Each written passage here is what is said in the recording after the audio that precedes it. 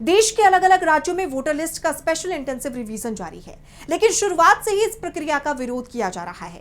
जिस तरह पश्चिम बंगाल और बिहार में लाखों की संख्या में लोगों के नाम वोटर लिस्ट से कट गए, उसे लेकर चुनाव आयोग पर लगातार सवाल उठ रहे हैं। विपक्ष इस प्रक्रिया को चुनाव में धांधली का जरिया बता रहा है और अब उनकी तरफ से आर पार की लड़ाई का ऐलान कर दिया गया है। इंडिया गठबंधन ने एसआईआर के खिलाफ बड़ा कदम उठाते हुए सुप्रीम कोर्ट से बड़ी मांग की है, जिससे मोदी सरकार और चुनाव आयोग की मुश्किलें बढ़नी तय मानी जा रही हैं। देखिए रिपोर्ट। मोदी सरकार और चुनाव आयोग के खिलाफ विपक्ष ने एकजुट रूप से लड़ाई का ऐलान कर दिया है। विपक्ष के 23 दलों ने एक साथ वोटर लिस्ट के स्पेशल इंटेंसिव रिवीजन यानी एसआईआर प्रक्रिया के खिलाफ मोर्चा खोल दिया है।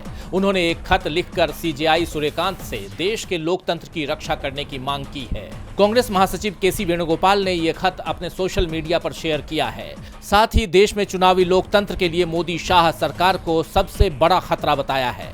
खत में इंडिया गठबंधन में शामिल दलों ने लिखा है, हमारा लोकतंत्र खतरे में है, इसीलिए हमने ये असामान्य रास्ता चुना है। जब बाकी सब रास्ते बंद हो जाते हैं तब भी लोग न्यायपालिका पर भरोसा करते हैं। इसीलिए जब न्यायपालिका कोई प्रतिक्रिया नहीं देती तो ये लोकतंत्र के पूरी तरह से विफल होने का संकेत है। जब संस्थागत व्यवस्थाएं पूरी तरह से विफल हो जाती हैं तो लोकतंत्र अराजकता में बदल जाता है।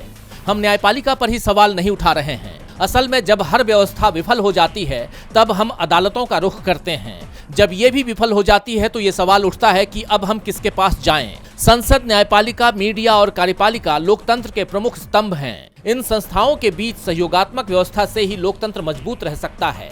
चुनावी प्रक्रिया में किसी भी प्रकार की गड़बड़ी जनता की असली इच्छा को प्रभावित कर सकती है। इस खत में एसआईआर को लेकर सवाल उठाए गए। चुनाव आयोग पर बीजेपी के हक में काम करने का आरोप लगाया गया। कहा गया कि एसआईआर के नाम पर बड़ी संख्या में गरीबों, अशिक्षितों, दलितों, आदिवासियों, अल्पसंख्यकों को वोट से वंचित किया गया। हमें न्यायपालिका पर अंतिम भरोसा है। चिट्ठी को शेयर करते हुए वेणुगोपाल ने लिखा है, हमारी न्यायपालिका की ये भूमिका है कि वो कार्यपालिका की मनमानी से हमारे लोकतंत्र की रक्षा करे, खासकर ऐसी सरकार से जो उस संवैधानिक ढांचे को खत्म करने पर तुली हो जिससे हमें लोकतंत्र मिला है। हमारे लोकतंत्र में सुप्रीम कोर्ट पर यही बड़ी जिम्मेदारी है कि वो ये सुनिश्चित करे कि अन्याय न हो। तो इससे साफ है कि अब विपक्षी दलों ने सीजेआई को ये जिम्मेदारी सौंपी है कि वो उनकी चिंताओं को दूर करें। दरअसल एसआईआर प्रक्रिया शुरुआत से ही विवादों से घिरी रही। सबसे पहले इसे बिहार में लागू किया गया, वो भी तब जब राज्य में विधानसभा चुनाव की तैयारियां चल रही थीं। ऐसे में इसकी टाइमिंग और जिस तरह इसके तहत लोगों की नागरिकता पर सवाल उठे, उसे लेकर चुनाव आयोग की शक्तियों को लेकर भी बहस छिड़ गई। विपक्ष का आरोप है कि यह प्रक्रिया चुनावों में धांधली के लिए लाई गई है।